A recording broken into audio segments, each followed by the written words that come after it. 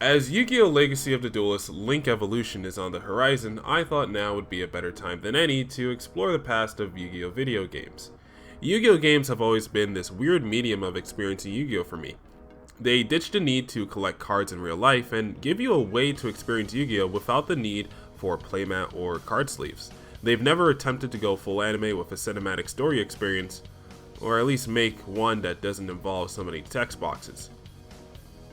Yu-Gi-Oh! Has also not had too many spin-off games, nor games that often attempt gameplay styles that focus on something outside of playing the actual card game of Yu-Gi-Oh! Out of the entire library of Yu-Gi-Oh! Games, it seems like Yu-Gi-Oh! The Falsebound Kingdom will probably hold the title for the most unique and original Yu-Gi-Oh! Game for a long time coming. I mean, it's either that or Dungeon Dice Monsters.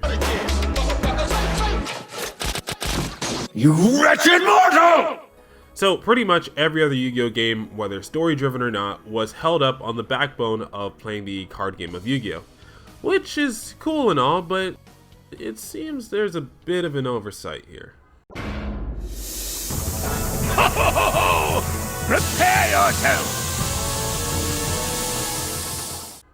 Let's just start by taking games like Yu-Gi-Oh! The Sacred Cards and the previously mentioned Falsebound Kingdom out of the equation.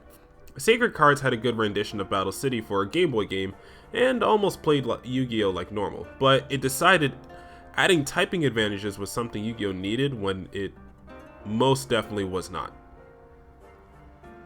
The Falsebound Kingdom took a whole different approach to Yu-Gi-Oh! Being in this whole virtual reality closed map tactical RPG Fire Emblem type game that had monsters battle like Final Fantasy or Pokemon in 3v3 battles and made you collect all the monsters like they were Pokemon. It kind of worked. It's not the best RPG out there, but if you're into both Yu-Gi-Oh! And JRPGs, then I'd recommend giving it a try. So looking at the majority, Yu-Gi-Oh! Games play the same as you would play the game in real life, if you had the cards to play. From Eternal Soul to Yu-Gi-Oh! World Championships to Zexal Duel Carnivals through the Tag Forces, and finishing it off at the previous Legacy of the Duelist and the popular app Duel Links, these games are what the bulk of Yu-Gi-Oh! Games are like. That's where we hit the problem. Unless you're into text box storytelling, most of these Yu-Gi-Oh! Games will have very little substance or variety outside of just playing the game of Yu-Gi-Oh! Don't get me wrong though, the actual card game of Yu-Gi-Oh! Itself is nothing short of a complex, interactive, mind-challenging, turn-based strategy game. On top of that, Yu-Gi-Oh! Is a game that is constantly changing and reaching new heights at a pace some would describe as too fast. New ban lists, new archetypes, and new master rules are what keeps the game fresh and never stop it from going stale. Mix these new features in with a new Yu-Gi-Oh! Anime every 3 years, and you have a franchise that somewhat seems to always have something fresh upcoming for its consumer base. It never leaves us out in the dark. So that's where the problem lies. Longevity. Things change so fast that nothing stays one way for too long. Yu-Gi-Oh! Games never took big advantage of updates for anything longer than a few months. Rather than improving the card pool and rulings in a singular game, Konami opted to make a new game around every year or so, instead to make up for the constant influx of new cards. Now, in real life, you obviously own the cards you collect and have the choices on how you use them, trade them, or sell them. When a new ban list or update to the game comes out, and you need a new deck, you utilize either your card pool or your wallet to get you whatever cards you need. You never be required to completely reset your card pool simply because those updates happen. And that brings me to my second problem about Yu-Gi-Oh! Games, which is sort of a product of the first. You seldom get to carry over your card pool from one game to the next, if ever. Let's look at Pokemon for a sec. Now, I know y'all are probably thinking, Nistro, there's no way to actually compare these two when they're completely different franchises and card games, right? And you'd be right for the most part. I'm not going to sit here and do a long form comparison to the Pokemon TCG to the Yu-Gi-Oh! TCG on this issue. I feel despite Pokemon's multiple formats, the longevity of being able to use certain cards in particular formats isn't handled as well as Yu-Gi-Oh! But before any PTCG heads respond, I'd like you to know I meant take a look at the Pokemon video games. From the very first generation all the way to Pokemon Sun and Moon, which is around 20 years apart, you could transfer your Pokemon all the way from any generation as far back as the very first generation all the way to Sun and Moon, as long as you had the right tools. Think about that. Any Pokemon that you raised, any Pokemon that fought by your side or that you grew a connection with, could come with you to your next journey, no matter how old they were, all the way up to the latest game. It was a bit easy for Game Freak to manage this since every Pokemon game was on a Nintendo console. Now, older Yu-Gi-Oh games had a somewhat complicated way to let you carry over cards from real life into the game. If you noticed, almost every Yu-Gi-Oh card has an 8-digit code number on its bottom left corner. In Yu-Gi-Oh! Eternal Duelist Soul, there's a shortcut to get these cards in the game. If you enter the code into the game, then you get the card in the game. See how that works?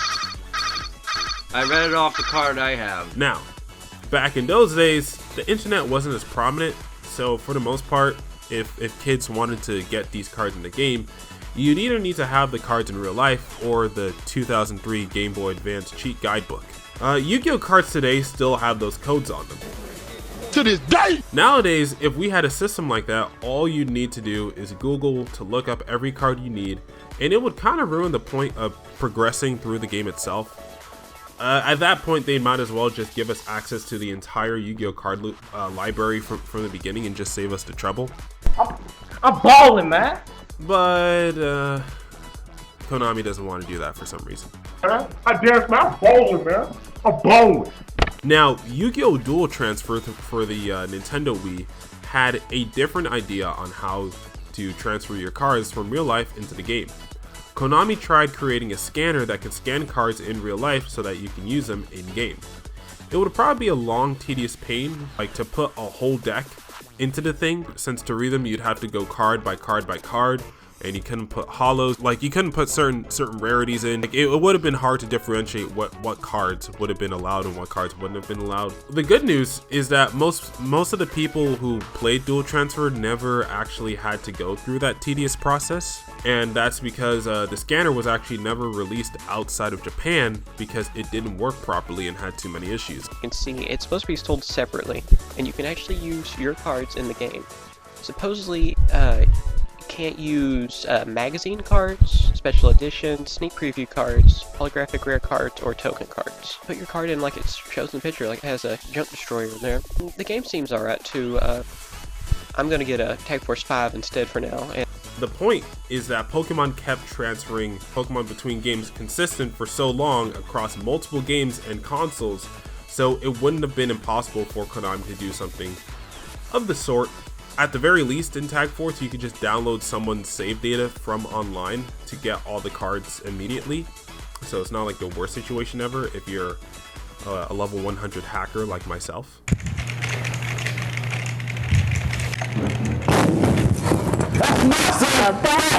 The ability to transfer cards between games would have made the constant influx of Yu-Gi-Oh games easier to deal with. And the fact that we never got a reasonable way to do it is kind of what makes Yu-Gi-Oh games feel like such a waste in retrospect.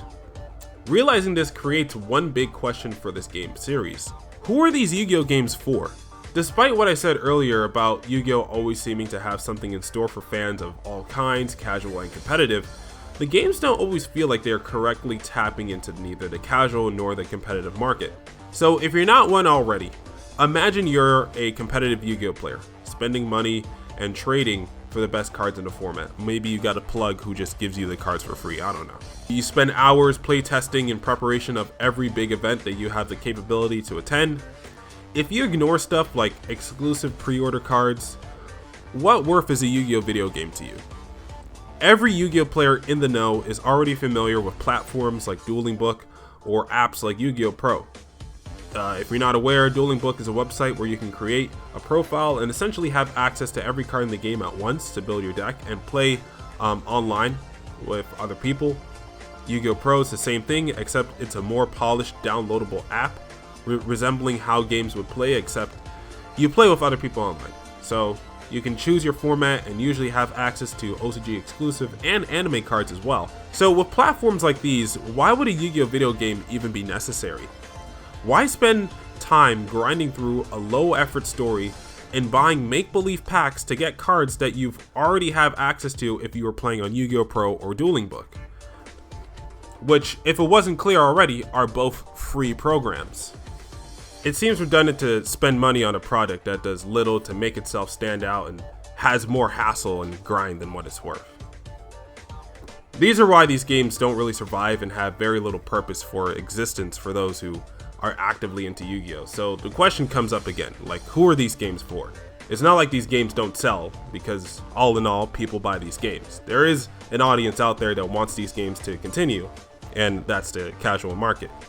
These are the people who don't mind paying a little bit for Yu-Gi-Oh! But ultimately have very little passion or very little budget to play in the competitive scene. Like PewDiePie playing Magic the Gathering Arena. Like, you can tell he enjoys playing Magic with his friends, but it seems like he had very little passion to actually play the game in an extremely competitive manner, like outside of playing the game on ranked online. I got nothing. Oh, you're down to 1 now, bitch! And now you have... Shouldn't that trigger? Why did it not trigger? Oh, that one didn't have lifelink. Okay. I'm an idiot. Bye! Doesn't matter. Doesn't matter that I miscalculated and did a couple of misplays. Because I'm the best gamer of the world. You guys don't understand. Don't even try to have your pre-built shitty decks going, oh, I think Golgari is pretty good. Pathetic. And unfortunately for people in this bubble of the casual Yu-Gi-Oh! Player base, they get the short end of the stick when it comes to Yu-Gi-Oh! Games like these. It feels like the only Yu-Gi-Oh! Games that actually properly cater to their audiences and still has people talk about them are maybe the Tag Force and World Championship games. And unless Konami changes their mindset and approach to how these games are made, rather than what feels like a copy then paste formula, it seems like Yu-Gi-Oh! Games will never actually get any better. But to be fair, there is one game that survived these past few years because it had an appeal to the masses on a platform that was convenient and consumer friendly. It feels like this app has more effort and support put into it than just about every other Yu-Gi-Oh! Game combined. And with the amount of support it's gotten from both the Yu-Gi-Oh! Player base and from Konami itself, it's easy to understand why this game has gotten as big as it has. And that's Yu-Gi-Oh! Duel Links. I mean, hell, Yu-Gi-Oh! Duel Links has better summoning animations than Legacy of the Duelist Link Evolution. How does a phone app have better summoning animations than a full-fledged video game made in 2019? That's the questions we should be asking ourselves.